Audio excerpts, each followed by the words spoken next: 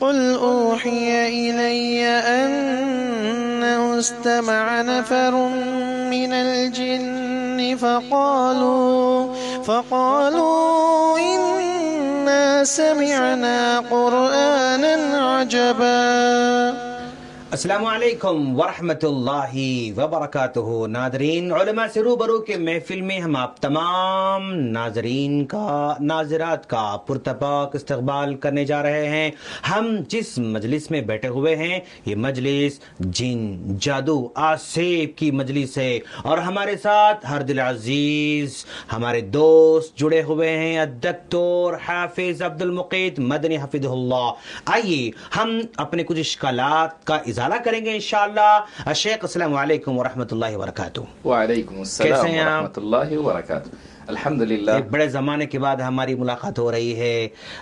ہم اپنے روبرو کی مجلس میں آپ کو دعوت دینے کے لیے بے چین تھے، آخر آ ہی گئے آپ ماشاءاللہ، بارک اللہ فیکم۔ شیخ، ہمارا ایک اشکال یہ ہے کہ جن کسے کہتے ہیں؟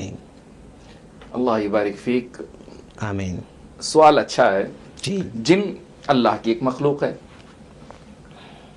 لفظ الجن عربی زبان کا ایک لفظ ہے۔ اگر ہم عربی زبان کی ڈکشنریاں دیکھتے ہیں، زبیدی نے اپنی کتاب تاج العروس میں، ابن فارس نے اپنی کتاب مقایس اللغہ میں، اسی طرح سے مشہور ابن منظور نے اپنی کتاب لسان العرب میں ذکر کیا ہے، لفظ جن، الجن کا معنی آتا ہے مستور، غیر مرئی، نظر نہ آنے والی، اوجھل چیز کو جن کہا جاتا ہے۔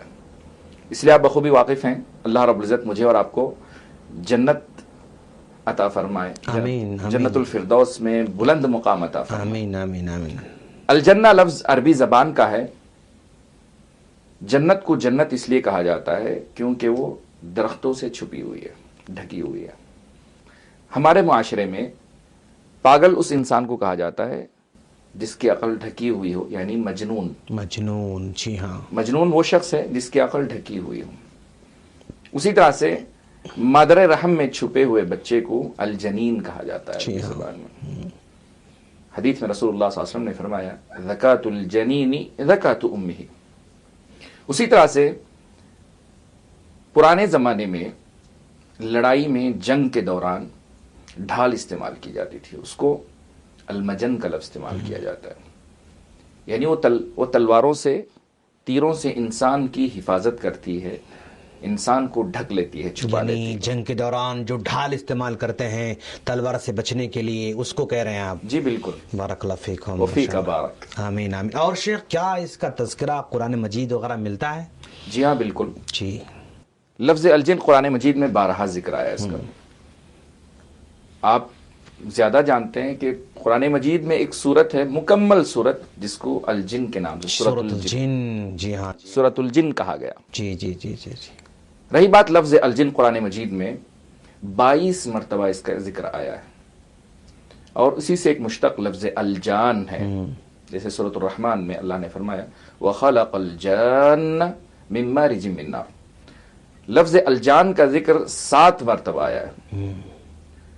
رہی بات اسی سے ایک مشتق جو جنوں میں فاجر ہوتے ہیں، انہیں شیطان کہا جاتا ہے۔ الشیطان کا لفظ قرآن مجید میں 68 مرتبہ آیا ہے۔ 68 ٹائمز، جی، گریٹ۔ اور اس کی جمع ہے، شیطان کی جمع شیاطین۔ شیاطین لفظ کا ذکر قرآن مجید میں 17 مرتبہ آیا ہے۔ بالعموم آپ نے غور کیا ہوگا کہ قرآن مجید میں لفظ جن اور شیطان 12 اس کا استعمال ہے، اللہ نے ذکر کیا ہے، جس سے اس موضوع کی اہمیت کا اندازہ لگایا جا سکتا ہے جو آپ نے ذکر کیا ہے۔ بالکل بالکل، بارک اللہ فیکم شیخ، ماشاءاللہ۔ ناظرین دیکھ رہے ہیں آپ کہ شیخ نے کتنی وضاحت کے ساتھ بتا دیا کہ جن کسے کہتے ہیں؟ جو نظر نہ آنے والی مخلوق، انسین مخلوق۔ اللہ کی ایسی مخلوق ہے جو نظر نہیں آنے والی ہے، اس کو جن کہتے ہیں۔ بارک اللہ فیکم۔ ناظرین پھر ملتے ہیں اگلے سوال کے ساتھ انشاءاللہ، تب تک لیے اللہ تبارک و تعالی آپ کو اور ہم کو جنوں سے محفوظ رکھے، آمین۔ السلام علیکم ورحمۃ اللہ وبرکاتہ۔